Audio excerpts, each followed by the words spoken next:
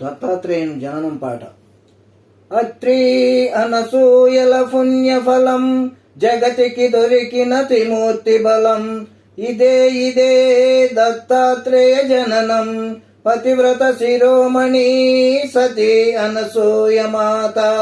ముల్లోకాలలో మ్రోగింది ఆమె ఖ్యాతి, ఓర్వలేకపోయారు ముగ్గురమ్మలు పంపించారు భువికి తమ పతులను పరీక్షించగా.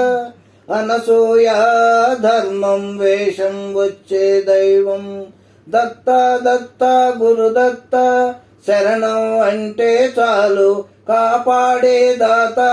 శ్రీ గురుదత్త నమస్తే నమస్తే.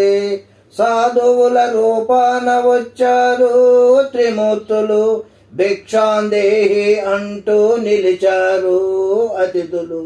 నిర్వాణ భిక్షను కోరారు వారు, తల్లి గుండెను కలవర పెట్టారు. భర్త పాదములు తలచింది సతీ అనసూయ, మంత్రజలమును చల్లింది మాత. ఆశ్చర్యము ఆనందం, ముగ్గురు దేవుళ్ళు మారారు పసిపాపలుగా. అమ్మ ఒడిలోన ఆడారు పాడారు, ఊయలలూపింది జోలపాట పాడింది. ముగ్గురమ్మల గర్వం కలిగింది.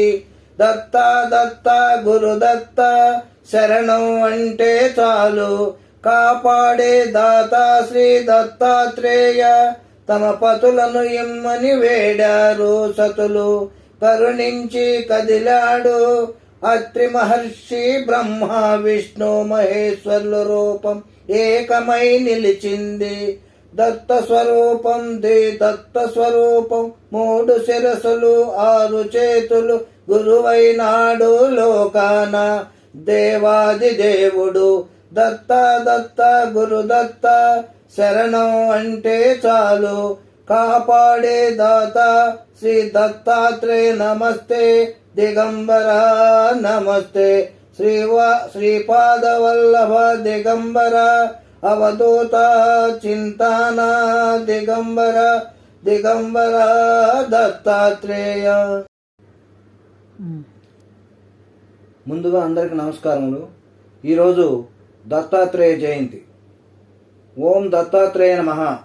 శ్రీ దత్తాత్రేయుడు బ్రహ్మ విష్ణు మహేశ్వరుల సంయుక్త రూపంగా అవతరించినవాడు. హిందూ పురాణాల ప్రకారం అత్యంత పవిత్రమైన మహాత్ముడు, అద్వైతత్వానికి యోగ మార్గానికి ప్రతీక. శ్రీ దత్తాత్రేయుడు అత్రి మహర్షి అనసూయ అనే దంపతుల కుమారుడు. అత్రి మహర్షి బ్రహ్మ యొక్క మానసపుత్రుడు. అనసూయ మహాపతివ్రత. ఆమె తన పాతివ్రత శక్తితో మూడు లోకాలను ప్రసిద్ధి చెందింది. అనసూయ అంటే అసూయ లేనిది అని అర్థం. అత్రి మహర్షి అనసూయ దంపతుల త్రిమూర్తులను తమ సంతానంగా పొందాలని తపస్సు చేశారు. వారు మెచ్చి వరమిచ్చారు. వారి ముగ్గురి అంశతో దత్తాత్రేయుడు జన్మించాడు. ఆయనకు 3 తలలు 6 చేతులు ఉంటాయి. 3 తలలు కూడా త్రిమూర్తులను సూచిస్తాయి. ఆయనకు దత్తాత్రేయ నామకరణం చేశారు. దత్తాత్రేయ అనే పేరుకు అర్థం దత్త అంటే ఇవ్వబడినవాడు, త్రిమూర్తుల చేత అనసూయకు ఇవ్వబడినవాడు అని అర్థం. ఆత్రేయ అంటే అత్రిపుత్రుడని అర్థం. ఓం దత్తాత్రేయ నమః.